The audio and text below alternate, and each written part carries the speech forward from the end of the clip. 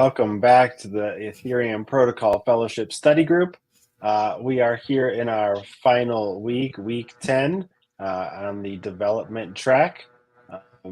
It's been a good couple of months here, learning all about Ethereum and diving into different topics here. Today on our final development track talk, we'll be speaking with Danno from Besu, and he'll be talking about precompiles. So I'll go ahead and pass it off to Mario. He can give Danno a little bit more of a proper introduction, and then you can take it away, Danno. Yeah, hello everyone. Welcome here, Danno. Thank you so much for joining us today.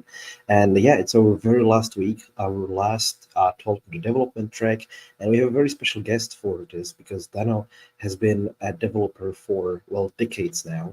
He's really one of the OG Java developers in the Ethereum ecosystem. And while been doing my little research, I found out that he's been working. He had a whole career before starting Ethereum, working in Google, in Oracle, and even publishing a book on front end in Java, if I'm correct, right? That's amazing. You did your research. Yeah, I wanted to have something to tell about you. And yes, with Bitcoin project since like 2013, and then joining Ethereum in 2018, which doesn't seem that long ago, but it's been like 6 years of working in the core Ethereum on the Hyperledger client, Besu client, which is the Java implementation. So, and today, focused in the specialty precompiles, their integration into clients, and how the clients use them. Yeah, very excited. Thank you so much again for being here. Yeah, the stage is yours. Feel free to share the screen and. Cool. We can start. So yeah, we're here to talk about pre-images. Just kidding, we're here to talk about precompiles. But it's interesting, Mario brought up that I had a full career before I got involved in Ethereum. It was some of that actually brought me into blockchain. I used to be a Java desktop front-end UI developer back before the web completely dominated everything. At one point, the Swing UI library was the top used library in enterprises. So one of the things that was being added late in the life of the Java desktop was this toolkit called JavaFX, and they had this new revolutionary layout engine called well, it's not revolutionary to a lot of people, but to Java it was, called a scene graph, where you can just put components here and draw lines between them. You don't have to put stuff into a grid and match anything up. You can just draw graphs. So I found a graph layout library because of my job. I used graph layouts. And I wanted to put it in JavaFX, and I wanted to play with these fancy graph layouts. And I really needed some interesting data to get interesting real-world graphs from. And this is about the time Bitcoin had just hit its first $1,000 peak. And so I've been reading up on Bitcoin, and the UTXOs are just very natural, acyclic directed graphs with really interesting data on it. So I had this ready, and I got really lucky. I happened to stumble across the Mt. Gox doing its big pyramid split during its bankruptcy, did some YouTube videos, and that just took me right down to the deep rabbit hole of doing blockchain. And I switched over to doing Ethereum full time. I spent 3 years at Google thinking it's a nice place. I can get blockchain out of my head. Didn't work one bit. So when Consensus called me and asked me, hey, do you want to work on a Java Ethereum client? I was like, oh yes, I absolutely do. So that's how you get in. Just little things get you interested. And there's so many nerd snipes in Ethereum that's just crazy. So many things that are being applied, and so many techniques that can be used from older systems. So today, what I'm going to be talking about is precompiles, and that probably to a lot of people sounds like an incredibly boring subject. We're going to talk about how you execute, hash functions and all that other stuff. And that's not actually what I'm going to talk much about. I'm going to talk about how precompiles, I view them as EVM's escape hatch to do interesting things outside of the EVM, and yet still keep things deterministic and provable within a blockchain context. And we're going to look at how mainnet does it, and we're going to look at some of the ways how layers 2s do it, and how all layer 1s use it to interact with their systems. And I didn't have time to write up slides for this, but there's a really rich area how precompiles are going to be used for more exotic things like fully homomorphic encryption and AI, large language model integrations. So let me get to my screen. So here's a brief agenda. Like I said, this is not a cryptography presentation. I am not a cryptographer. I know what these cryptographic algorithms do. I know as a developer how to use them, but I have no idea how Galois field is generated and how to prove that ZK systems actually do what they claim to do. But I know how to use them, and that's really as a developer in Ethereum, in any cryptocurrency, in any crypto spaces. It's going to be almost impossible to know literally everything works. But what you really need to know is what it does, why it does it, and who the experts are to talk to if you're going to try and do something exotic. So we're going to talk first about what precompiles are in the mainnet examples. We're going to dive into how they work. And then we're going to talk about use outside of Ethereum mainnet. And finally, I'm going to wrap up with a few future developments of what's actually coming in mainnet and L2s. And yeah, so we'll go there. So when I talk about precompiles, though, I'm really talking about 3 different kinds of contracts. Precompiles are what started the whole precompile thing. They're tasks you could do in EVM, but they're too expensive and too slow to do in EVM. Massive amounts of bit twiddling, like the Kachak hash, that requires a lot of bit twiddling. You could do that in the EVM.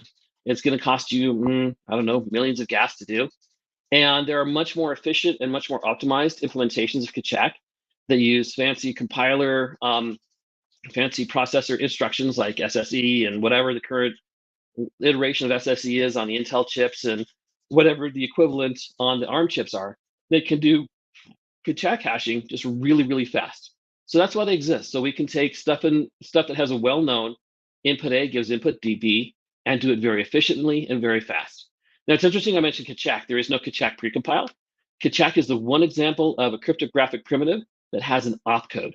It's in the 20 block, the hex 20 block, and it's probably going to be the only thing in the hex 20 block.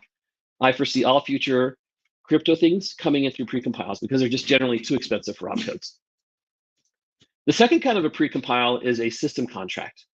We don't see this in Ethereum mainnet. We see this mostly in layer 2s, and we see this in alt VMs, alt layer 1s. These are the kinds of system contracts that take something in EVM and they do something in a different layer or in a foreign system in the blockchain that aren't exactly EVM, and they come back and do stuff. So like you wouldn't want to worry about connecting with your disk storage. You have your regular contract storage, but there's things you might need to store network communications with L2 that you would farm out to the L2 node software to run. And those are done through what I call system contracts because they break layers. And that's what distinguishes a precompile from a system contract, is that they escape the sandbox and do things the EVM should not do. And finally, there's kind of something in between these called pre-deployed contracts. Pre-deployed contracts use techniques to break layers, but at the core, they're really just EVM code that is pre-deployed at Genesis, or might come in as part of a fork. And they're put at specific addresses, and the addresses they exist at might be special in name. It's not something you could cryptographically deploy to. Sometimes they are. But these pre-deployed contracts, they just show up and they're used. And they come as part of the Genesis file or as part of a hard fork. And there's even like a fourth minor case where you just deploy a contract and rely on some of these techniques. But we'll get to that later in the presentation. So as of Cancun today, here are the 9 precompiles that exist on Ethereum mainnet. And they exist at the low numbers. I list these as 0x01. Really, it's 0x 31 00s and then 01. So if you call these in an address, there would be a lot of zeros in it. And this is kind of convenient when you're doing EVM calls because you can just push 1 to bring it in rather than doing a push 20 with a lot of zeros to bring in the address. So it makes it fairly efficient to call these. So the first 4 were brought in at Genesis. The next one of them was brought in by 4 of them are brought in by Xanthian. One of them was brought in Istanbul, and one of them was brought in Cancun. The formats brought into Genesis were really essential to the foundations of Ethereum to make it work. The first one is called EC Recover. And what it does is it takes a hash, a commitment, makes a hash commitment out of it if it's too large. Like, no, it just takes a 32-byte commit. You have to hash it yourself. So it takes a message. It performs the SECP 256K1 signature recovery on it if it was a signature. So you need it's just recovery. So you need the commitment, and you need the signature piece, and you recover it. I'll go over it in the next slide. But basically, it's a way to take commitments and create Ethereum addresses out of it. because it does an extra step, which is it chops off the top 12 bytes and only gives you the lower 20 bytes for an Ethereum address. Precompile number 2 does SHA-2 256, which is it's the precursor to Kachak, and it does that. It's a hash. You go over large amounts of data, and you compress it, and you get the hash out of it. So that's one hash algorithm that is used in Ethereum. RipeMD 160 is a hash algorithm not used in Ethereum, but it is used in Bitcoin. It's used in Ethereum and that exists as a precompile. But RipeMD is used in some instances of Bitcoin, and so it's put there in compatibility in case we needed to verify Bitcoin signatures. Not terribly used a lot, although it's not zero. It's one of the least used ones out there. I think it's the second least used precompile on mainnet. And the fourth one is identity. This is also one that is ripe for removal because there's more efficient ways to do it. Identity, all it does is it just copies the input to the output. So it was one way that you could copy memory into different parts of memory. We now have mcopy opcode, which does this really efficiently. So the identity is not truly needed anymore. So as Ethereum grew, figured out we needed more and more cryptographic primitives. 0.5 is modexp, modular exponentiation. This is a function that I think is used in a lot of RSA signatures, but it's also used as a primitive in a lot of other cryptographic systems. And it does what it does. It does modular exponentiation. You take a number, you take just a certain exponent, and you take a modulus. But these are like really large numbers. They're not stuff that you would do by hand. We're talking 256-bit, 1024-bit solutions. The next three is a group of related precompiles. And these are used for not the standard form of BLS that's used, but it is a lesser, weaker form of BLS can be used for these. These are addition, multiplication, and pairing of a curve. It's called alt BN 128. I've heard it's also called BN 254. There's lots of names of it, but it's a 256-bit version of some of the primitives used in BLS.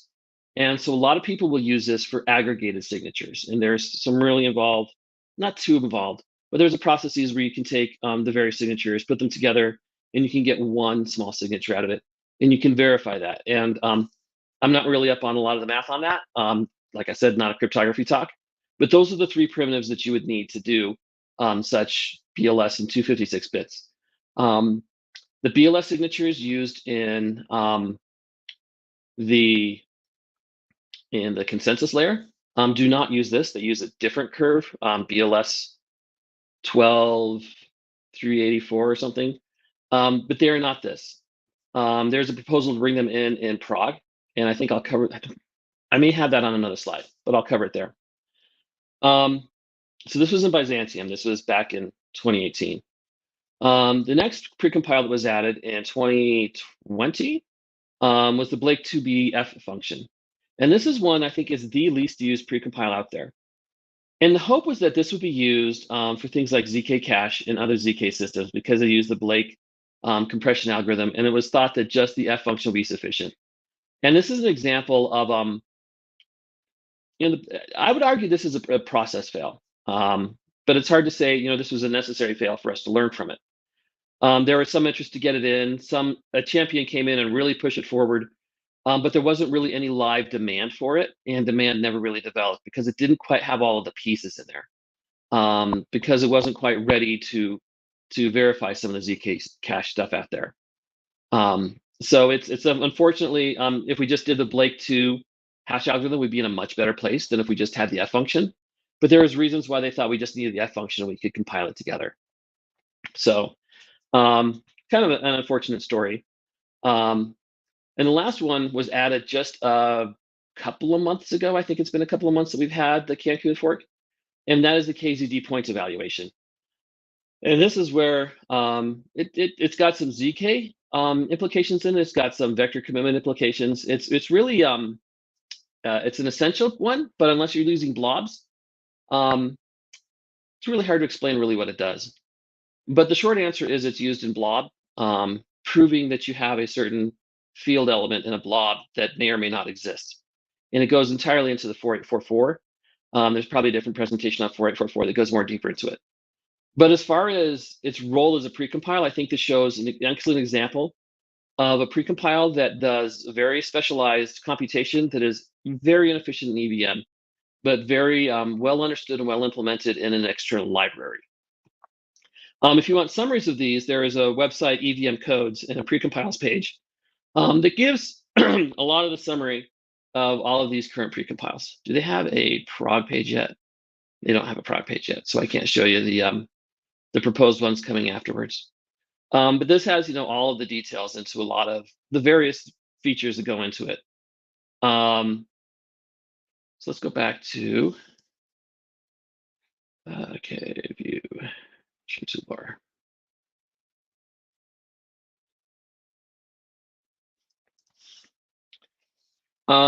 So when the EVM implements a precompile, it's pretty simple. The precompiles just look like any other contract. It looks exactly like you're calling anything else. And this is actually part of the subtle design genius of a precompile. It looks like you're calling another EVM contract, but what happens, you don't know, you don't care about. You put the data in, you get the data back. It could be native, it could be EVM. It just magically works. And another essential feature of precompiles is that the gas cost is calculated entirely upon the input data, not on the actual executed gas, which presents some challenges. If you pick a particularly bad implementation of the precompile, it's less efficient, you can slow down your VM. But all of the gas costing is based entirely off of what it sees in the input. And the return data is put in the return buffer or to output memory, depending upon how you do the specific call. And it looks just exactly like any other contract call you would have out there. A couple of things, though, is that currently none of the proposed precompiles do deeper calls. They don't spawn further EVM calls. That's when design space has been explored and rejected for, I think, 3074 initially started as precompiles, and they rejected that and went to opcos because that just felt a little weird. So typically, precompiled contracts will just do stuff within themselves and play on their own sandbox and return. It's not often that they're going to interact with the existing EVM environment, and that presents security risks specifically. So here's a deep example of what the EC recovered precompile looks like. So the input is specified, it's fixed to be 128 bytes. And you got the commit hash, you got the V value, the R value, and the S value. And if you know a bit about ECDSA, these will make a lot of sense to you. The commit hash is EC recover only actually encrypts small amounts of data. So you would hash it down and encrypt that data. The V is actually something called a recovery ID, and it's encoded in 27 and 28 for historical reasons. But when you verify a signature, you get one of four values. You get a value at negative infinity, at positive infinity, and then you get two different ones various points on the curve. This recovery ID tells us which one to use to recover for the address. And when you have your private key and you sign it, it'll wind up in one of those two, and you don't really know which one it's going to be until you do the signature. So that's why you bring that with it. So the recovery ID comes with the signature, and we can verify it in one go.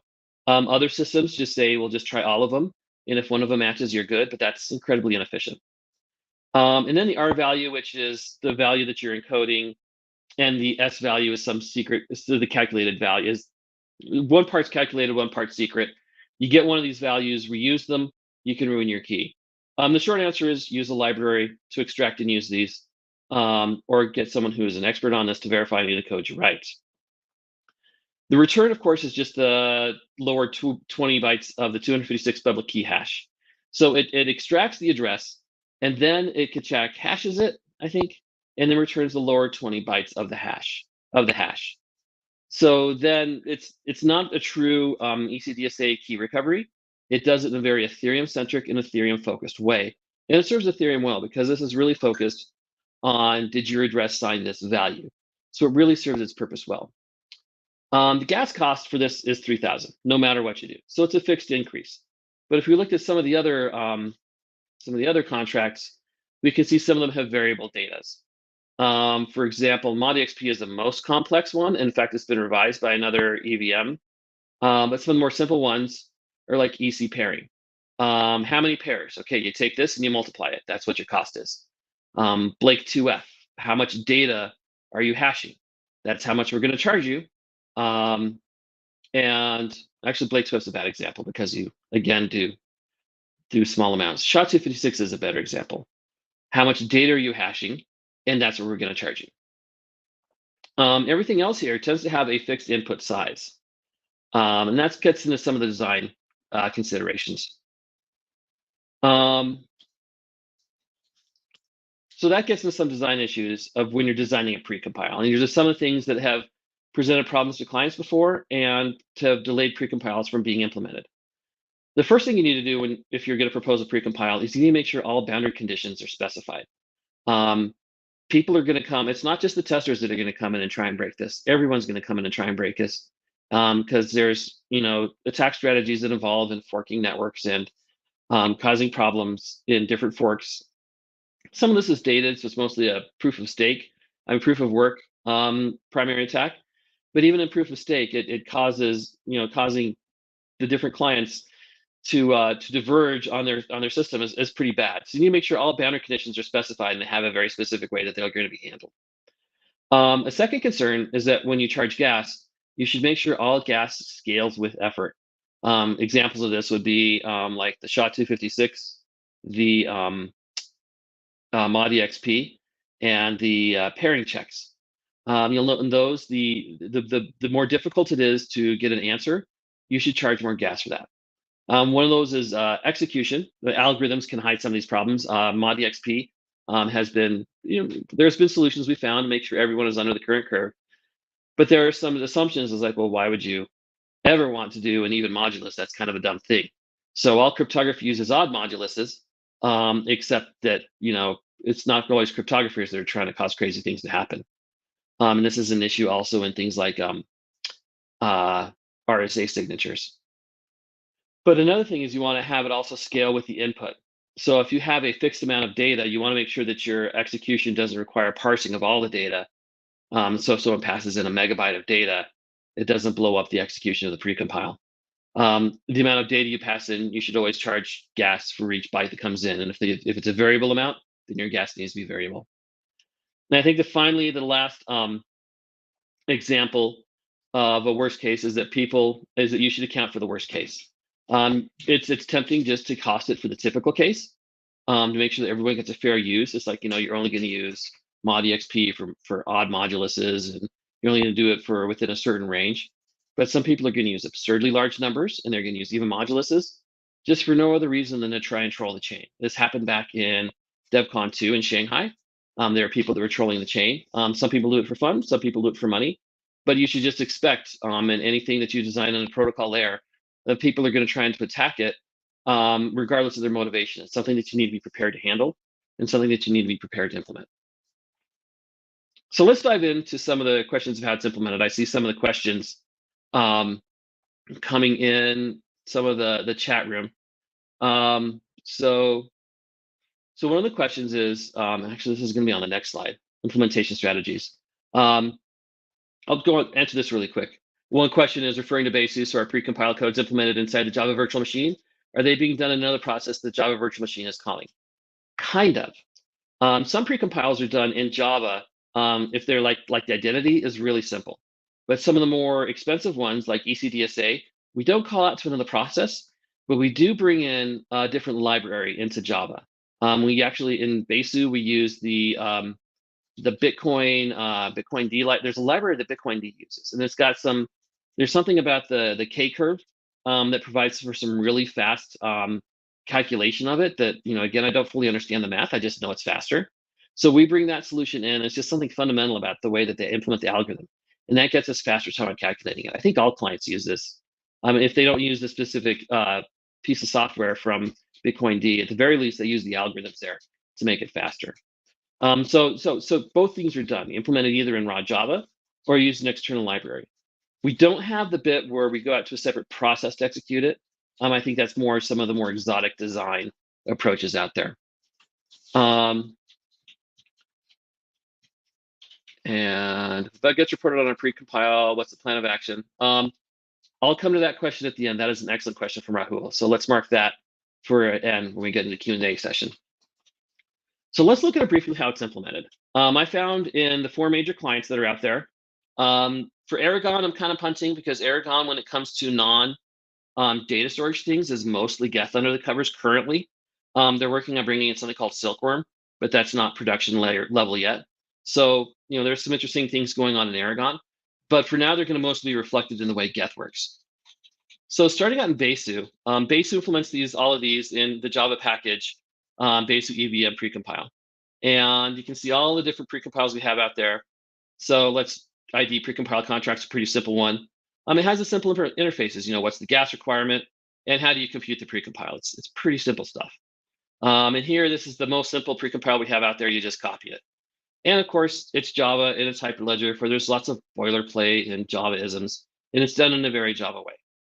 Now, if you want to see it done in a very Go way, we have Get's approach to it, which suddenly is not found. This is so awesome.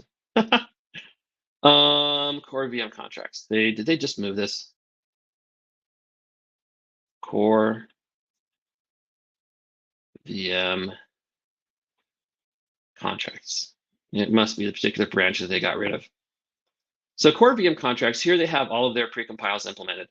And you also see in Go's code, in Get's code, how they separate it based on the various generations of when they might use these contracts, whether it's Byzantium, Istanbul, Berlin, Cancun, and they have bring in some of the Prague precompiles that are also being brought in with the BLS signatures that are needed. And Go is a bit simpler. It's Get is very much more Go-like in the way that they handle it. They define a structure. Here's some constants. They define their methods on a structure. That's big. That's not what I'm looking for. And they implement an interface. In this case, it's required gas, and then it'll actually run it. It's the same thing. You get the bytes, you get the gas. And ModiXP is probably the most complex one to calculate the gas cost for. You get into other ones, required gas. It just returns a fixed value. For example, for the BN256 add, it's always the same value because we're always adding 2 things. And when it gets to run, there is a separate library that they use for their BN stuff. And again, it does, it's implemented in Go. The BN libraries in Go are good enough. In doing it in Java, we farm out to a Rust library because it's faster, primarily. When you do bit twiddling, you don't want to do bit twiddling in Go. Nethermind, they have a precompile CS. So let's go to, let's see, EC recover is probably a good one. But again, they have the same similar approach. They store it in a very C# way. They need to store their address as metadata.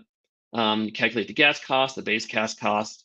You run it, you execute the data. So in mainnet, a lot of these precompiles are just kind of boring because they're just doing boring math that we need to have done efficiently. Let's do the EC recover here in Geth to show, in Ref to show a fairly similar type situation. You have the actual function that does it. Do they have the gas cost in here? They have gas limit, the gas costing. Yeah, Ref does a slightly different approach. They include the gas usage with the output. So they have the results of how much gas costs and they actually output bytes. So they do it in one go. Some of us split it up into 2 steps. Some of us do it in one go. And that has some design implications. If you can tell from the gas that they don't have enough gas to execute this gigantic ModiXP, before you even try to execute it, you need to just say, hey, there's not enough gas. I'm not even going to try. Consume all the gas and return. Otherwise, that's a security attack if you can force people to waste effort when you don't have enough gas. And that's something that's pretty well trodden paths in some of the security auditors and researchers who go through and fuzz and figure these things out. So it's pretty well understood that you check your gas before you do anything expensive. And there's multiple ways to get that wrong, and that's something auditors always look at. So like I said, implementation strategies, you can do it with native code if it is fast enough for implementation. If you want faster code, typically you'll go to a custom written library that they really, the ECDSA code for the 256K1 curve, they have written Intel and ARM machine code to try and get this as blazing fast as possible. Because in Bitcoin, it makes sense for them because that is their singular longest path is validating these hashes. That is the most expensive part of Bitcoin. So it makes a lot of sense for them to just go crazy in implementing it and optimizing it. And we just got to reap the benefits. It's pretty awesome there. So a question from Kira. Can you discuss some specific ways in which precompiles reduce gas costs compared to implementing similar functionalities in pure Solidity? Any code optimization that most commonly used in precompiles? So probably the biggest thing in implementing these, why a lot of these cryptographic things are done outside of EVM, is because the EVM is a 256-bit stack machine. Every word that goes on there is 256 bits. But some of these operations defined, like in Kachak in particular, use smaller bits, or they have definitions that are really pliable to vector operations, single input, multiple instructions, multiple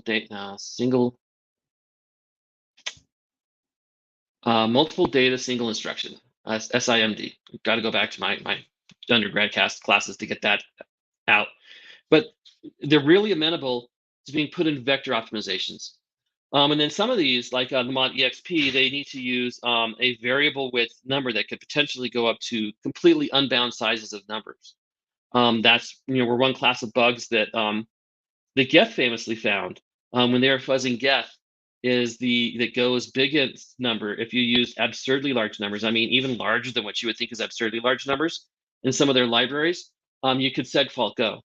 And I think a particular bug they found is from that they were able to lever that, and then if they could put a RSA signature certificate, and they claimed that one of their fields was that large, and they put the number in that was that large, it would segfault it. So from some of these fuzzing efforts, they figured out a way to take down SSL servers just because they're trying to fuzz their Geth implementation. So that was a pretty big win from Geth.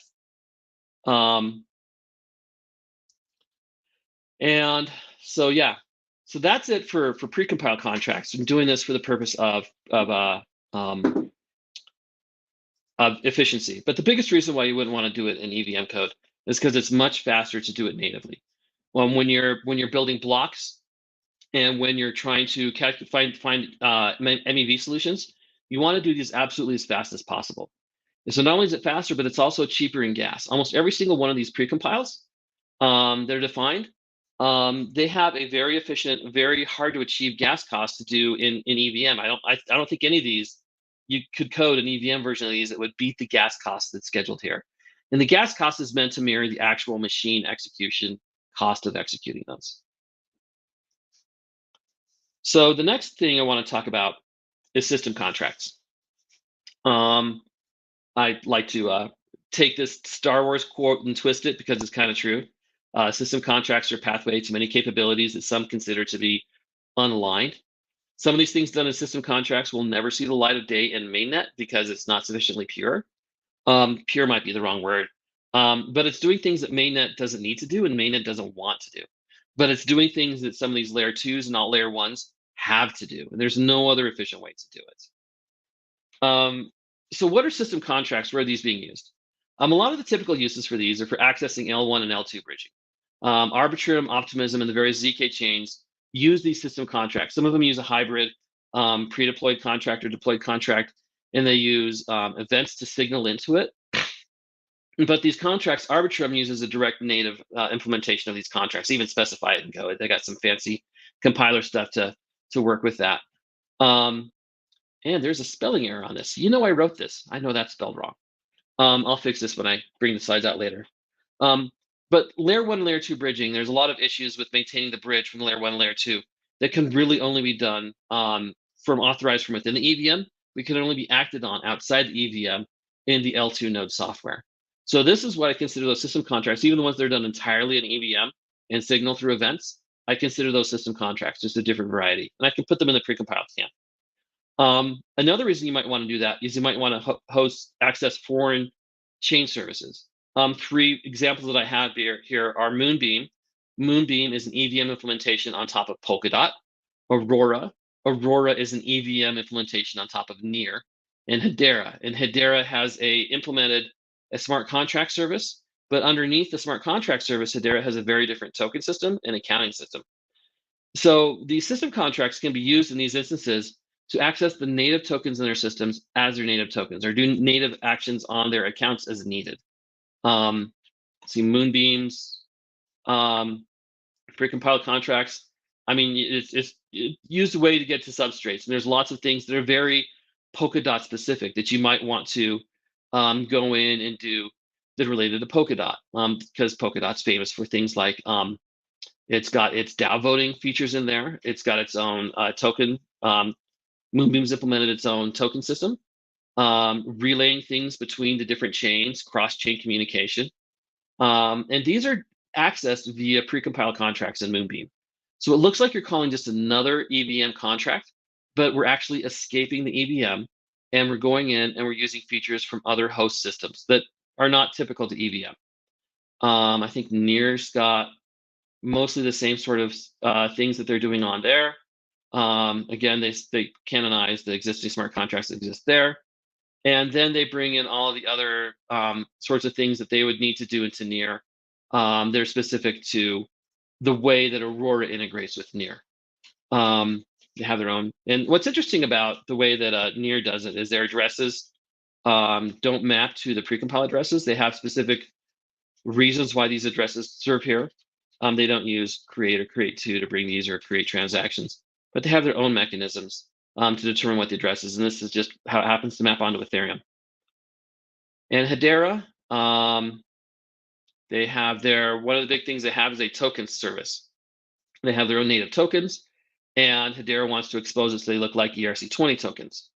So this is, one part of the contract where you treat the token service normally, and there is another set of precompiled contracts that exist at the addresses of where the Hedera tokens would be that booster this into this contract and then go into and do all of their specialized Hedera stuff.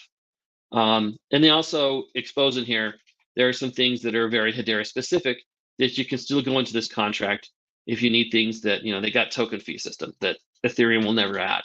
But this token fee system is baked into Hedera. So this provides an escape hatch when you access it as though it's a system contract to get into these features without having to change the nature of Ethereum.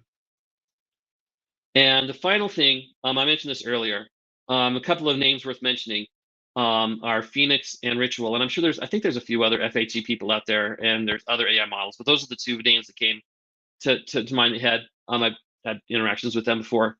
But they're going to be using precompiles to access things that are completely foreign to host chains, and they're completely foreign to layer 1s and layer 2s. Fully homomorphic encryption is really neat. You can encrypt a number, you can encrypt another number. From this encrypted data, you can do an operation that says add these two numbers together, and you have no idea what the result is unless you have the key that can decrypt it. So you can have everyone put in all these numbers. You can say like you're doing a Dutch auction. Everyone can put in their bid, and then you can do comparisons against each other to figure out what the clearing point is, and then you can reveal that number, and nobody knows what your bids are. The downside to this is, in addition to being lattice-based math that is really bit twiddly and difficult in EVM, the data can be kilobytes and megabytes large to do some of these features that they need to do in the fully homomorphic encryption. I think it's also quantum safe, which is another neat feature, but you can't pass around megabytes of data. So they're gonna handle it their own way, but they're gonna use precompiled contracts to access that, and that's like an entirely different service that you wouldn't want to put in the EVM, but you can still manipulate it through a precompiled contract. Ritual, I don't know as much about what they're planning. I don't think it's quite as firmed up, but they're proposing on doing the same things. You could take some information, you could have an AI model, and you could say, with this prompt, what do I get out of it? Whether you're asking for, a large language model, or whether you're asking for like some sort of a financial projection or some other AI thing that you might want from it. Those are things you would not want to put typically. There's no way you could put an LLM in EVM and run it in a reasonable amount of time, just the matrix math you would do there. And you couldn't store it in the EVM efficiently. So they're going to have a system where people are going to go out and execute it and put it on there and vouch for it. And there's going to be some ways to check it. And the way they're going to access that is through precompiled contracts. Again, precompiled contracts are the escape hatch to do things that you would never dream of doing in EVM because it's the wrong place to do it. But you need to get access to things on chain if you want to have crypto economic incentives about it. So it's how you can bridge these two areas and still have the power of FHE or AI models, and yet still come back in and do and still add those features in and still have the crypto economic incentives. So talking about L2s, in addition to EVM codes, another one of the sites that I love to look at to get information about this is rollup.codes. This is a service that LimeChain put together. Worked with them before. They're great guys and girls, ladies. Sorry, I got the words wrong, but they're a great bunch of engineers to work with. And they put all this together. And right now, this just focuses on L2s, but you can get all the information on the various system contracts that come in L2s. Because, Arbitrum has a small amount of them. And it's interesting, you can link in here, they link into the actual implementation. So Arbitrum does their system contracts in Go. Or you can go back to Optimism. We'll use the canonical Optimism chain to show some of these. They have quite a few more, and they do their own special things, like L2, L1 message passer. Again, these links have died. Packages, contracts, Bedrock.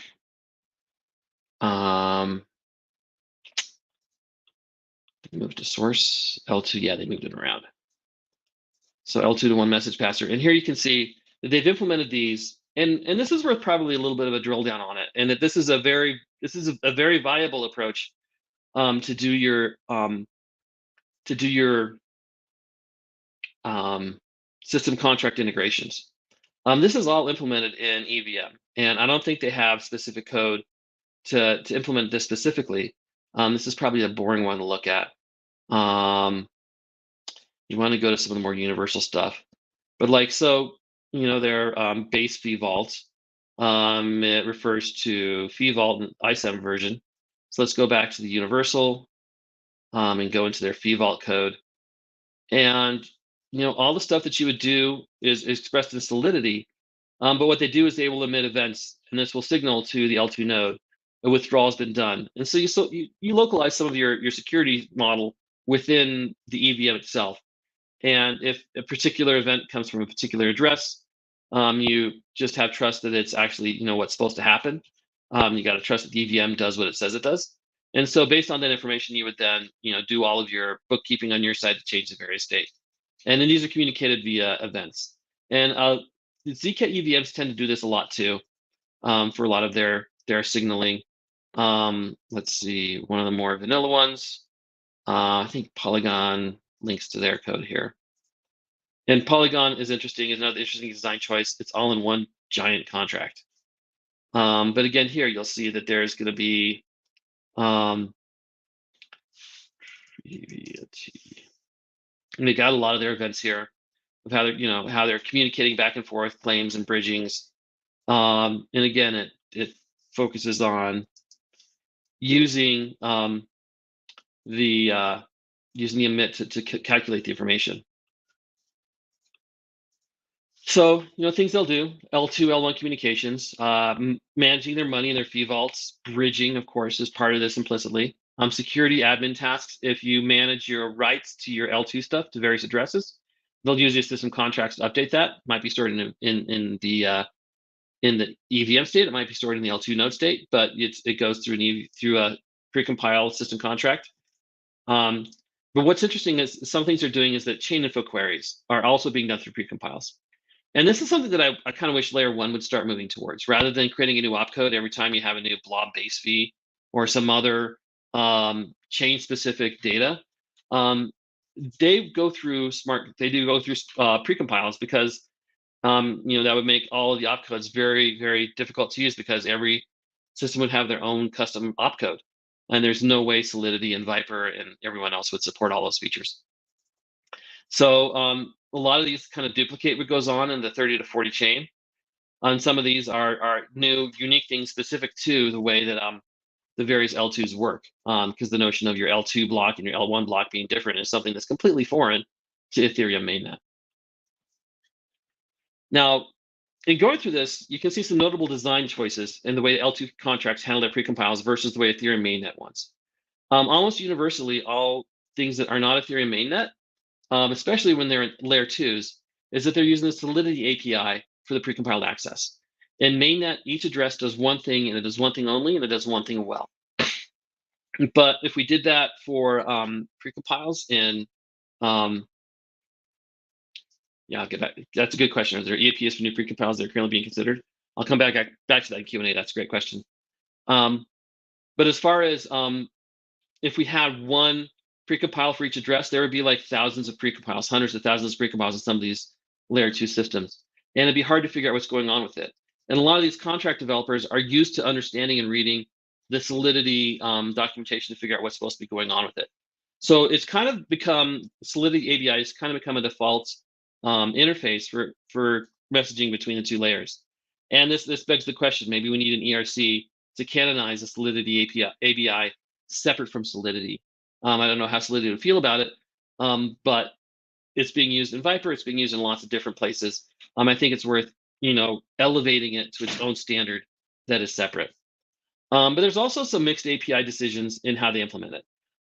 Some layer 2s use multiple contracts. Some ZK systems use one giant contract to do everything. That's just, and how far you split it apart. There's no real consistency on that. And it's, at the end of the day, it's a design preference on how you like to do that as the implementer. There's a mixed permanence in some of these contracts. Some operate through proxies, and some are fixed deployment. Again, there's preferences to how you want to expose your security risks on that. There's also mixed implementation strategies. Some chains implement their system contracts directly in the node software, and some implement it in mixed Solidity and mix of the L2 node software, responding to events that are coming out of the Solidity. Both of these valid strategies that if you're to design one of these, or you're involved in designing these, you might want to consider between both of them. And also there's a mixed approach to how they deploy the addresses. Some of them use consecutive addresses. Arbitrum uses very low numbers. Optimism uses 4200, a bunch of zeros into theirs. And some systems use create 2 drivens. They'll just create the contract, and when they deploy it, wherever the create 2 contract puts it at, or the create 1 contract, that's what it is. They're going to use create 2 because it has a much more repeatable deployment semantics based off the address.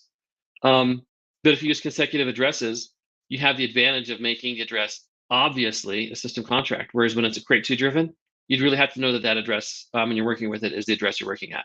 When you look at calling in the code an optimism address or an Arbitrum address, it's really obvious that there's no cryptographic key. The odds of it getting one that looks just as much like that is recognizable is very low.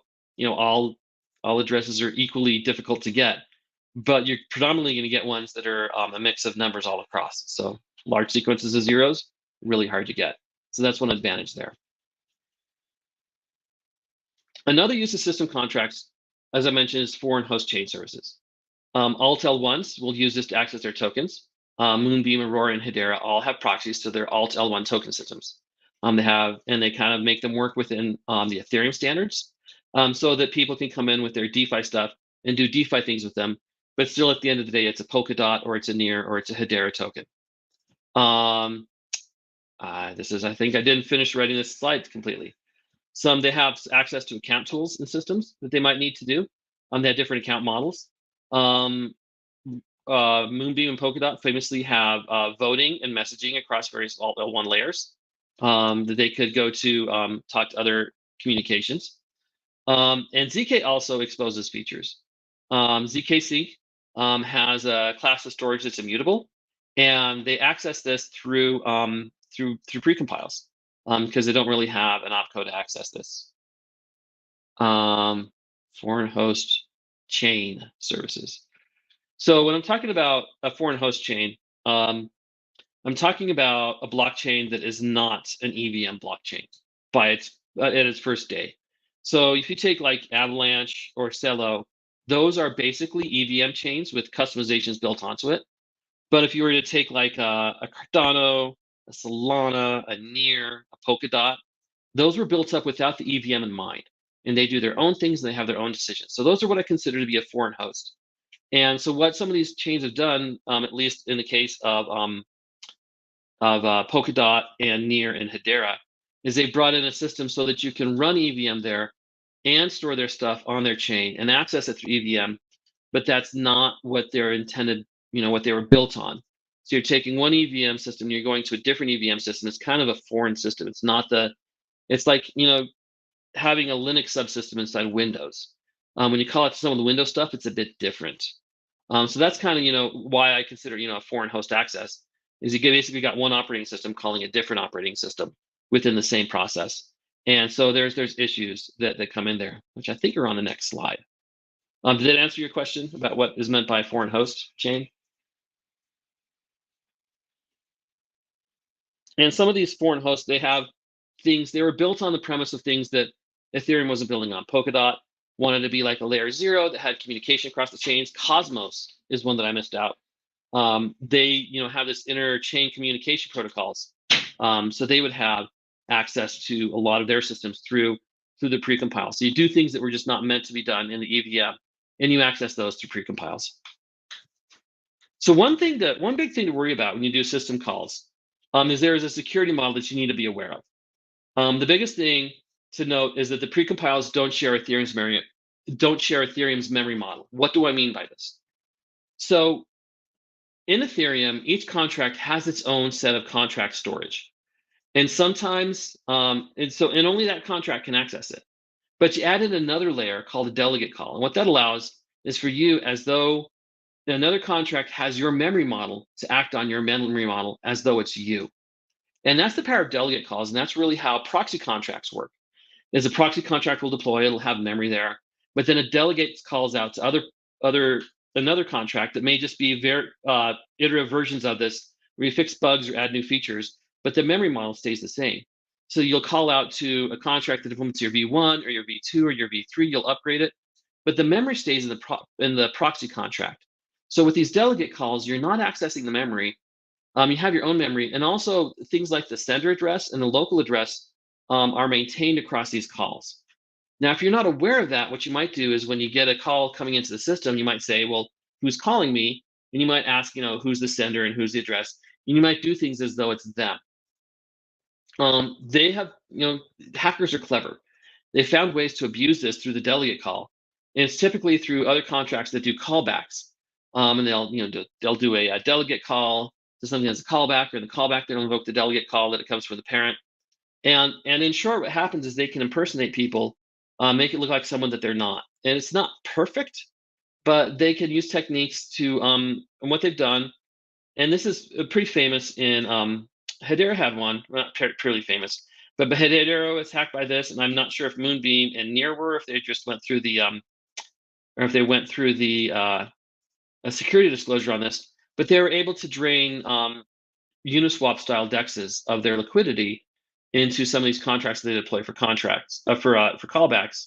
And the reason this has worked in these foreign chain systems, but not in EVM-based systems, is because the memory model is different. Now, the solution to this is simple: is to ban delegate call into the system precompile. The way you do that is you check that the address of the contract you deployed is the address of what you think it is. So when you deploy a contract in your constructor, you will save your address into your immutable data. In modern versions of Solidity, that's copied into the actual code that is deployed with the contract. So that's an immutable feature of that code. So you can detect if you're being called as a delegate call or not, and you can say, no, I refuse to do that call. And when you control the node software, you can do similar checks without having to burn in the address into it. But you can check and make sure if I'm being delegate called. And if you're being delegate called, you can just refuse the system contract. And that's what Moonbeam does for their system contracts. That's what Near does. And that's now what Hedera does to ensure that these aren't there. Another issue, EVM chains, as far as precompiles, mostly those involve Solidity bugs. And it's not really because of the system. Any hacks that have been involved in the EVM chains are not because of the EVM implementation per se, as much as it is the code. And what's notable about this, why I call this out, is because it exploits that there is a foreign chain underneath it and an EVM chain trying to act like an EVM, but it's not quite an EVM. And they were able to use the slight differences between the two to exploit it. And so when you do these implementations, you need to keep this in mind and make sure that any of the differences are blocked out. The biggest thing you can do is ban delegate calls. But the next thing you need to be aware of is the way reverts work. So someone might be able to call your system contract and you might commit data. And then later on, it might be reverted. If your wrap call is reverted, you need to make sure that your system contract changes are also reverted. I'm not aware of any in the wild exploits of this yet, because I think everyone who's been implementing this has been painfully aware of how reverts work and have built their systems so that any calls will be reverted. If they're reverted within the scope, will not have lingering side effects. But this is, again, another thing when you build system contracts that you need to be aware of. And if it fully implements the EVM model, then you're fine. But if it doesn't fully implement the EVM model, you need to take steps to ensure that if your system call gets reverted, that the side effects don't linger. And that's kind of the subtle genius of Optimism's solution to this, where they write the stuff in Solidity, they emit events, and then based on those emitted events, they do the actions in the L2 node. Because the way the EVM works, if you have to revert something, all of the events get reverted too. So it's kind of, you keep it as simple as possible, and it just subtly works great. So that's one of the genius things about Optimism, why they've never had to worry about this, is because they use the EVM as much as possible. So one last thing I want to talk about, as far as the future of the EVM, apart from new contracts coming in, is there's this notion of an idea called a progressive precompile. Why is that not linked? Here we go. I'm using an old version of this. So before I get to progressive precompiles, I'm going to talk about some of the features of precompiles. Generally speaking, on mainnet, there's resistance to adding new mainnet precompiles. The testing surface is high, and the problem is we have to carry them on forever. The experiences we had with Blake 2 and with RipeMD make us hesitant to add things on that we have to maintain forever on the chance that someone might use it. So that's why BLS, with its 9 separate functions, has been kind of a sticking point. Code's been ready since 2020 or 2021. But it hasn't been implemented yet because the need hasn't been there. But because it's been implemented in the consensus layer and we need to verify these BLS signatures, that's why it's being brought in, is there's a compelling need. And it's a very high level of compelling need. And that's the level of need that we would need to bring in a precompile into mainnet. It's either essential to the feature or, it's basically got to be essential to some other feature. It can't stand on its own. So like one thing that is working to solve some of this is there's a call called roll call. It's all of the roll-ups, the layer 2s get together and they talk about some of their standards issues, and want to make sure that they're aligned on things that they should align on without, having to make everyone work on the same item. But one of the things that's falling out of this in their early collaboration is they're standardizing what the SECP 256R1 precompile might look like. And they're standardizing on an address, and they're standardizing on an interface so that this exists across L2 precompiles. And the upside is if an L2 gets it wrong, it's only the L2 that has to live with it forever, not mainnet. If 1 or 2 L2s implement it, but if they get it right, all the L2s will implement it, and it will then come into mainnet because it's been proven. And this is, some of the core developers on core Ethereum layer 1 engineering efforts, they really want to go with this approach where things that might come into the EVM are first prototyped on layer 2, and then when they're proven successful and proven stable, then they come into layer 1 if layer 1 needs it. So this is an example, I think, of how the future precompiles coming into mainnet is going to look. Is we're going to be adopting, for the most part, layer 2 precompiles, or we're going to be implementing layer 1 precompiles that are essential to features like Verkle or blobs. And blobs was the most recent one added, the KZG precompile, because that was essential to it. One other thing that's probably going to be helping precompiles is an EVM feature on the horizon called EVM Max. And the Max stands for Modular Math Extensions. Modular, I probably got that wrong. It was late at night when I wrote this. But it's modular exponentiation. So it provides a lot of features to do modular math, modular add, modular divide, that is essential to the way that the ECDSA style curves work. And so aspirationally, their goal is to make sure that these things are within 2x the gas cost of what you might make a normal precompile costed with if you do it natively. And because almost the entirety of the difficulty is handled in the modular math in these extensions, it's very reasonable because moving bits around to move the answer around and pack it up, that's not terribly expensive. The real expense comes in doing these 384-bit modular divisions of all the numbers that are very expensive to do in plain old EVM. So this also should reduce the need for precompiles, because you can reasonably bring in your random curves. You can reasonably bring in your random new features that are being done in elliptic curve type situations. And you can do it specifically for what you need, and you can optimize it. And that's going to solve a lot of problems. But that also opens up the next possibility, which is on the next arithmetic extension. Okay, modular arithmetic extension. Yeah, that's what it was for. But what's really coming up in the future is something called progressive precompiles. So this is a quasi proposal. Here's the link to the Ethereum Magicians thread. And the idea here is you write whatever you're going to do, and you write it in EVM, and you nail it down, you get it absolutely right, and you say, this is the contract that we're going to do. And so you would canonize that contract. You would use techniques like create2 to make sure it always gets proposed at the same address. And what you would do is your node software would either use that EVM code, or they would implement it natively and get faster on it. So if we had EVM Max out there, and we had an EVM Max version of SCCP 256 R1, or if we need to have R2 or any of the other different size curves, we need FIPS compliance, we need to implement some random curve out there, we would canonize it in EVM.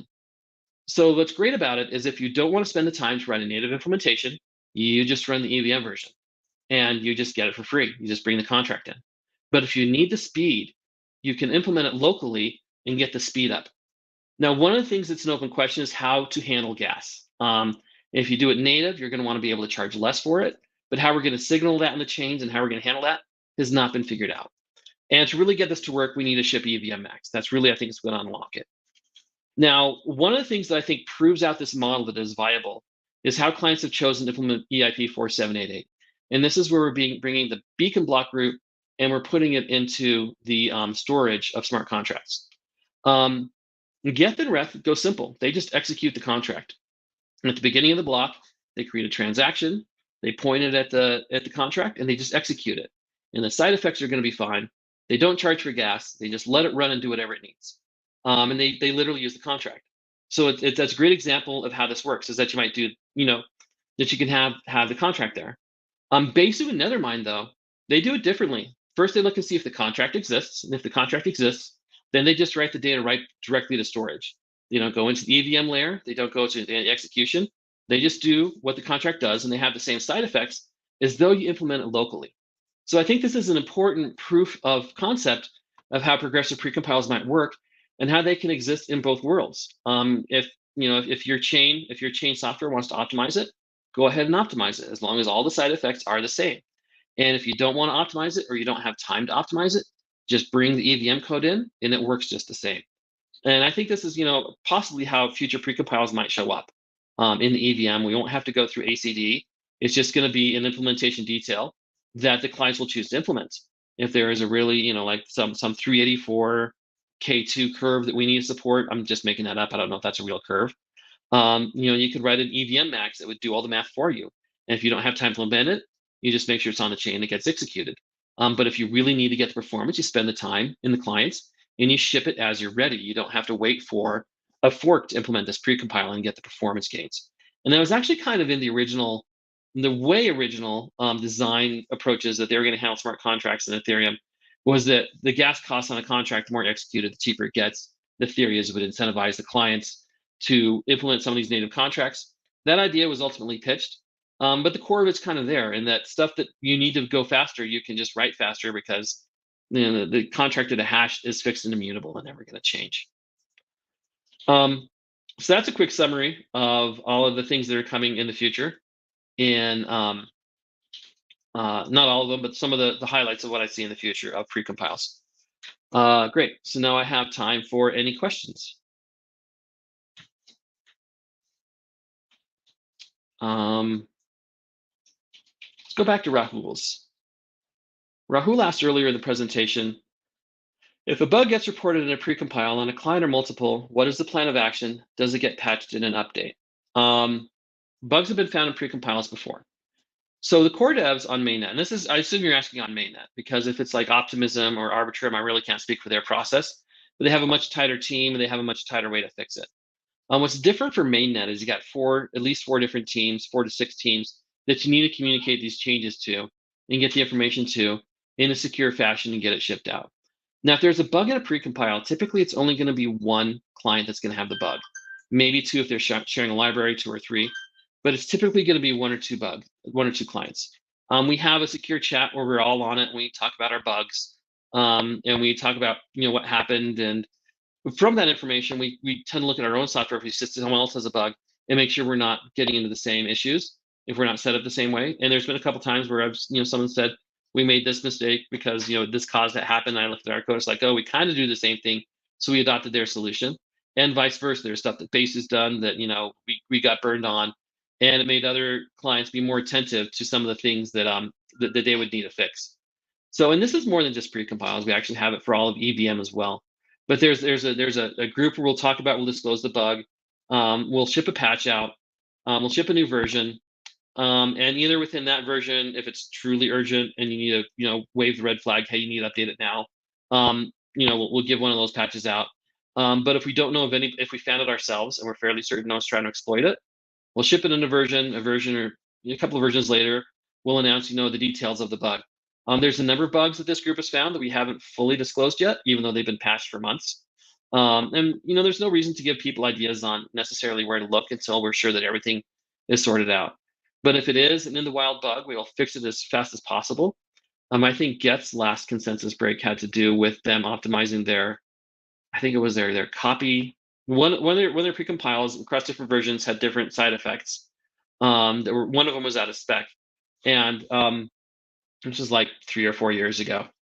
But as far as bugs and precompiles, it's been a while since we've had anything that's been in mainnet. Typically, we try and shake these out in test nets or dev nets, and we get really aggressive and really crazy in the way we fuzz them, and the things we try and do to break them. Okay. Were there other questions? Is there an EIP for new precompiles that are currently being considered? That's one worth discussing. The current BLS EIP, I think, 257.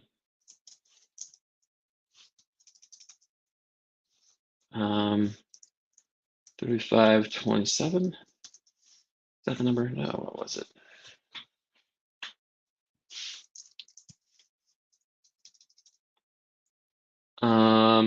Oh, here's 4, yeah. 2537, precompile for BLS 12381. 7212, that's actually a RIP, not an EIP. So I'm gonna EIP 2537 is the first one. This is bringing in the G1 and the G2 math, the three basic things that you need for BLS in the various groups. Then you have a pairing, and you need a mapping from G2 to G1 and FP, and a bunch of moon math I don't understand. I just know that it works and does the magic thing. So this is probably the biggest one. This is the one that's currently scheduled to go into prog. Of all the ones in that list, this is the one that's most likely to ship. The next one is 7212. Will that show up here? Will it redirect us? This is, yeah. Actually, this started out as an EIP, and it's going to become a RIP because it's going to be shipped on the roll-up. So it's got, does it have the address yet? P256 verify. So this one is doing the R curve. And what's notable about the R curve is this is used in consumer hardware. It's FIPS compatible. So do I have my YubiKey? But if you have those YubiKeys, those little things that you touch, those nubbies that you put into your the side of your computer that touch the preview there, that have the hardware keys. There's lots of consumer grade keys for these. I think not WebAuth, the new web keys that Google and Facebook and GitHub are trying to push on you that store the cryptographic keys on your phone and your computer system so you don't have to manage your passwords. Those use the R key, and I've seen that there are some rollups that have demo code of how they can use these validations to actually unlock account abstraction tasks. So you could have an AA account that could be driven by an R key, and that R key that could actually be on a consumer grade YubiKey type device that would hold that. EIP 7545 is another example of one that's going to be brought in because of another feature requires it. That's going to be the vertical proof verification precompile. We're probably going to bring that in Osaka as the current thinking. That'll give it room to change if it needs to support vertical. If we bring it in Prague, that might lock us into things into vertical that we might want to change. So that's going to come in with vertical in Osaka, most likely. And EIP 5988, that's the most controversial of these for this being brought in, but it's also another important one, and that's the Poseidon hash function. And that gets into some ZK stuff. ZK is really unhappy performance-wise when it's asked to do a Kachak hash or a SHA hash. Bit twiddling is not something that ZK proof systems are terribly good at. There's ways to do it, but it's kind of expensive. Poseidon is a hash function that is based off elliptic curves. I don't know exactly how it works, but the big outside is that it can be implemented with the logic inside of a ZK proof much more efficiently, because the way it gets to its hash is much more friendly to the way ZK systems work. They're using the same elliptic curve like things to get the curves done. So yeah, that answers Kira's. Yeah, Poseidon hash is kind of it uses elliptic curves. I don't think it does ECDSA per se, but it is very friendly to the way current ZK systems work. Do precompiles have any impact on network congestion? Not directly. The only way they might have impact on network congestion is if you're passing a large amount of data on the precompile. And there's already protocol hedges to keep that from having too much of an impact. Famously, Geth won't gossip any transaction over 128K. There's ways to get stuff larger than that, but it's kind of a pain in the neck. So the transaction size limits are there. There's also gas costing that we're charging on the payload of a transaction, bringing in large amounts of data. So as far as having a large precompile call, that wouldn't necessarily cause any network congestion. That's really where the network would be hit. It doesn't, there's better ways to cause network congestion problems than by abusing precompiles. Abusing precompiles are how you would cause execution slowdowns, and we put a lot of effort into making sure that any ways that you could abuse it are less efficient than just doing a bunch of Kachak calls. That's probably that's the hardest thing to optimize because it's already a very optimized operation. So as long as anything that we can do is more efficient than a Kachak call, then it solves a lot of our problems.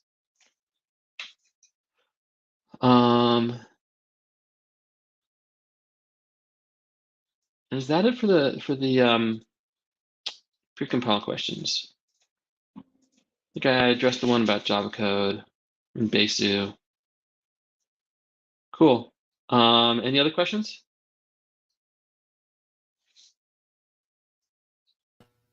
Okay, thank you so much, Danno. Regarding precompiles, maybe I wanted to ask if you can elaborate a bit. What are the issues with adding a precompile? We have these four proposals you went over. What are the challenges that you see? Like, for example, what you meant about Poseidon. What I hear the problem is that it would enshrine only like one set of parameters for the hash, which is not used by other chains and so on. What are the challenges of adding these precompiles? What is the complexity? Right. So I mean, we can kind of see that in ECDSA. We don't have an ECDSA precompile. That was the original pitch of 2537 of the BLS. And the first implementation was to bring in the BLS things. Writing a very generic hash function that could be parameterized, it has a huge test surface as far as performance. And the experience we had with ModXP, we're kind of shy to bringing in things with huge unknown and unscalable performance issues. It's just a great opportunity to cause security issues. So that's why when we bring in specific precompiles, we would like specific curves. And this is why I'm very bullish on the progressive precompile and EVM Max, because it seems like Poseidon could be implemented using EVM Max. And you could have a contract that implements my curves parameters, or you could have a contract that implements your curves parameters, and you can bring those in on equal terms. So that is, one of the concerns with bringing in Poseidon is, what parameters do we bring in, and is everyone okay with those parameters? And does that suit your particular ZK system? Is that going to be something that's going to work for you, or is it going to be, do you need the 257 byte version, the 200? I don't know what these parameters are, but these are the types of things that when I look into the various cryptographic things, there's just all sorts of little knobs and things you can tweak that the cryptographers know exactly why they need it, and they know exactly why they need that number. So, and they're really, they really want to have what exactly they need in there for high performance reasons. But we can't, when we do a precompile, have a huge open system that is difficult to test the surface of, because that's gonna put significant risks in mainnet. Now, if you want to try that on L2, nothing's stopping you, because only the L2 will be at fault. If things go really at fault's probably not the right word, but only L2 will be the only L2 will be at risk. If there is a bug in the precompile, and it's going to be a lot easier within an L2 to fix that and bring it in right now, because they all have that security council. Even in no training wheels mode, there's like an opportunity to bring in, these keys to shut everything down. Can't do that on mainnet. If something bad gets shipped on mainnet, it's going to be there forever. So that's, I think, where a lot of the hesitancy to bring in precompiles comes in, is that a lot of these are a one-way door, and if we get it wrong, picking up the pieces from a broken precompile is going to be very difficult. Right. So, was there ever any discussion about removing precompiles? Like, for example, the identity that you mentioned in the beginning, which is like the ineffective memory copy. Yeah. Yeah, there is discussion of removing precompiles. And the big reason is it would simplify client software. I think the three ones most at risk of being removed are, like you mentioned, the identity, the RipeMD, and the Blake function. And those are based on, one of the justifications is that they have low to almost zero uses. And in some stretches of blocks, they do have zero uses. So there's been talk of removing these, but I think what's more likely going to happen, instead of removing them, is they might instead migrate to a contract. If we could do RipeMD in a reasonably sized EVM contract, I could see us migrating that to a fixed contract that you would then execute, and gas prices would appropriately go up. The same thing with the Blake function, migrate it to a contract that the prices would then appropriately go up. Identity, there's actually bytecode out there that does it. Gas prices go up on it. But I mean, when it comes to stuff like some of these things, you just don't use them in new operations. And unless you're doing auditor unrecommended things with your calls, if you're doing like gas limited calls or relying on certain stipend returns for the calls, then rising the prices on some of these precompiles, the solution is send in more gas. So the downsides of those isn't that bad. And what it does is it moves the logic out of the client code, moves it into the EVM, and it solves a lot of problems. It's just another EVM program. Okay, awesome. Yeah, thank you so much, Danno. I have one question unrelated to precompiles, more about like Besu and Java, because I often read that there are new Java versions, like Hacker News. There's Java 23, 21 right now, I believe.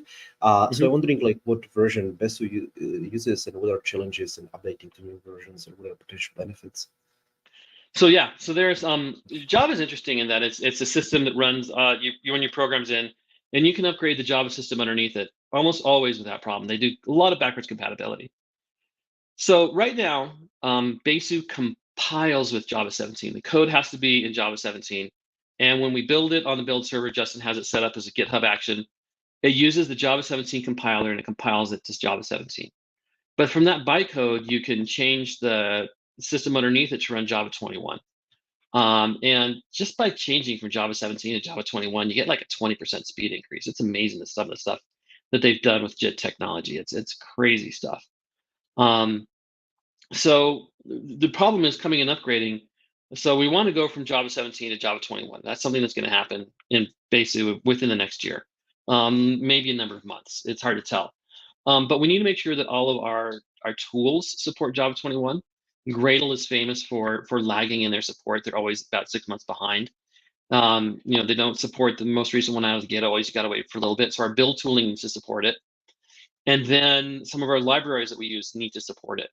One that's currently about to be fixed, Web3j, had some incompatibilities with the newer version of Gradle. So we had to use an older version of Gradle that didn't support 21. So this is mostly, just, good old build engineering, software engineering issues. When you want to upgrade a version, you got to make sure the entire tangle of dependencies you have can support Java 21. A lot of the tools we're using tools that are, we try to stay away from tools that have become ossified and never changed. So we tend to remove those when we find those. Jacoco, which is a build tool we use to judge coverage on our tests. They're pretty good about keeping that up to date. So that's another one when we upgrade Gradle. So upgrading it to Java 21 is something that's going to be happening here in the short term. Now, Java is kind of an interesting beast. Not every release is supported for long term. The pattern that they have decided to adopt is like every 4 releases is what's called a long-term release. So there's newer versions of Java 17 being supported, but Java 18, 19, and 20, those versions have had their last release for the most part. Java 21 is another one of those versions that will get more repeated support. So Java 21 will be supported for a number of years. So a lot of projects, what they do, and what Base has been doing for a while, is we'll target one of the long-term support releases, either the current or the previous one. And while we're on the previous one, we'll migrate to the current one. So before that was Java 11.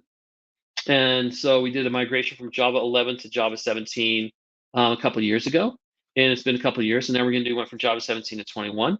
In a couple of years, we'll go to Java 21 and 25. And what's exciting about upgrading to new versions of Java, which is something you don't really see in Solidity that much, but you get to use new language features and new things that just generally make things faster. Like we have this library called immutables, but there's a new feature called records in Java 17 that we can use to replace it.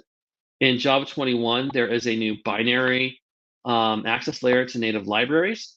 That should be much easier for us to bring in arbitrary libraries by using Java 21. It's not there in Java 17. So it just unlocks new features. And this, this is when people talk about ossifying EVM, Java's been doing virtual machines since the 20th century. EVM is another virtual machine. I like to try and apply some of the lessons and some of the best practices learned and avoid some of the worst practices. We've seen mistakes made in Java, so we've mostly avoided some of those in the EVM. But it adopts some of those best practices in the EVM. One of those, we don't have time to dig into this in this talk. One that I feel passionately about is the EVM object format. And that does a simple change, which is takes the EVM code, writes a container format for it, does the minimal amount of change to support that container format. And that gives us ways so that layer 2s can compatibly experiment in EVM, signal that they're experimenting, and do exciting things. And it basically keeps the core EVM the same. It just puts a package around it. And that's what the JVM has done with its class format. It's always had a container for its class format. And it puts signals in its class file that says, hey, I was compiled with Java 7. Can you support me? Or it's compiled with Java 8. Can you support me? And literally it's been written, there's code that has been written all the way back in Java 1.0 and in the betas that still runs and executes in the JVM because the execution sees that and it executes it. Now, some of the things that gets us in trouble, and why I don't necessarily want to do that in the EVM to support just as big, thick history as Java does, is some things are forever. There's code in there that they just can't get rid of. So it's not always, we can't just, do a new version every time we do a hard fork. That's not necessarily a viable container version thing.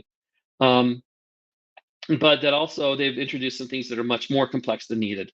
The complexity in some of the Java stuff, I think, is a testament to why keeping things simple in EVM is important.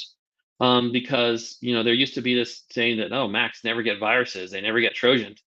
There was a bug in some of it violated the spec of the Java VM, but the Java implementation, you could do some things to confuse the type checking on there, and you could escape, and you could do things to escape the sandbox. And so from a Java applet, at the time systems were configured to just install and run, you could install a Trojan on your system. People, their Macs would get owned because they're running Java applets. You'll notice that Java applets don't exist anymore. Flash doesn't exist anymore. As a category, those sorts of things that can do system level things have been expunged from most systems. So that's why, my talk in system contracts is very limited on what you do. and you need to be careful of the security because there's things that have been violated because of that. So. Yeah, thank you so much for that. It's very interesting. From me, like your OG senior Java perspective, and the bridge to the EVM, yeah, and the LTS releases. It's very interesting. Thank you so much. Yeah, we have one more question here before we wrap up from Discord. What's the process of defining gas costs for precompile? So you mentioned that you always count with like the worst case scenario for pricing the compile. But yeah, how do we do it? How do we even arrive at this gas price? Yeah, That's an excellent question, and it's changed over the years. But ultimately, you come up with a few implementations on the various clients. You make sure the clients implement it, and you'll have one client that will lead. Will be the lead, and they'll get their estimations on the gas. But what you'll do is you'll get all of the typical and worst case usages, and you'll get them in a tight loop, and you'll figure out how much benchmark wall clock time it takes to execute these compilers, these precompiles. So you'll figure out what the real actual wall clock time of these to execute is. And you might compare it with a benchmark on the system to give like a comparison. But I think one of the more effective ways it's happened, and this was for the ModXP when they were rationalizing their prices, they just picked a megagas per second standard that it should execute out of the air. I think at the time it was 30 or 35, maybe it was 25. The number's gone up over the years. I think 25 was the initial goal. I think the BLSs were calculated against 35 megagas as the goal.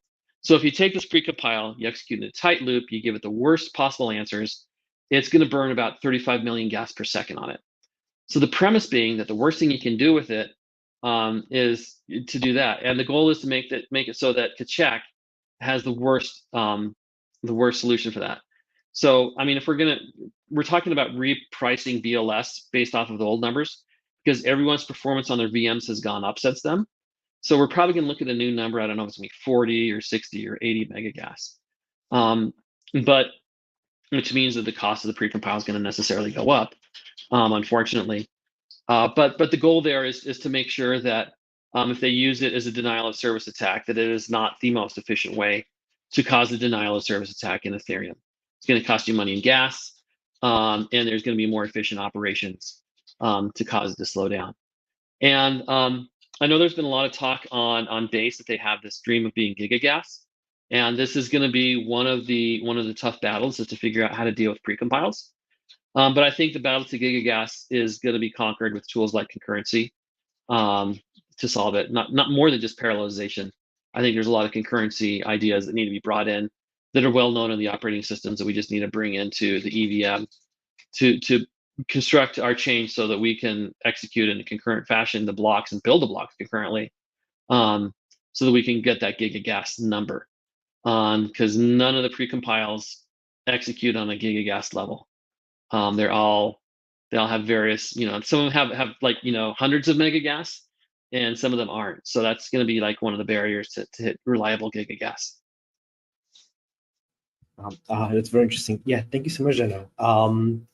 Yeah, I haven't realized that there might be even problem with like compile pricing for when they. I mean, like huge problem even have performant enough client to be able to handle those gigagas numbers. But it's very interesting insight. Yeah, yeah. Thanks so much. Yeah, we are at the time. I think we can wrap up here. But yeah, it was really great. Thank you so much, Danno. Yeah. Appreciate it so much. We learned a lot today, for sure. And yeah, it's been a great journey. Thank you so much for joining us today. Right. Thanks. Awesome. Thanks. Thanks, Danno. And for everyone watching, we'll see you on Wednesday for our final research track session with Francesco on some consensus upgrades. Thanks, everyone. Thanks so much. Have a great day.